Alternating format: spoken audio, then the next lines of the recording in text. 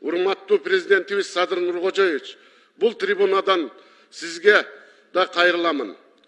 Сизге азыр чоң жоопкерчилик жүктөлдү. Жаңы түзүлгөн башкаруу системасына ылайык президенттин жоопкерчилиги жана милдеттери чоң. Саясатыңызды иш жүзүнө ашырууда, кадр тандоодо өтө кылдат мамиле кылууңуз керектигин баса белгилегим келет. Азыркы күндө сизди жандап, резюме көтөрүп, кошомат кылган ар бир адамга өтө кылдаттык менен мамиле кылууга чакырамын. Буга чейинки башчыларды сазга батыргандар азыр дагы сиздин жаныңызда айланчыктап жүргөндүгү коомчулук сөз кылууда.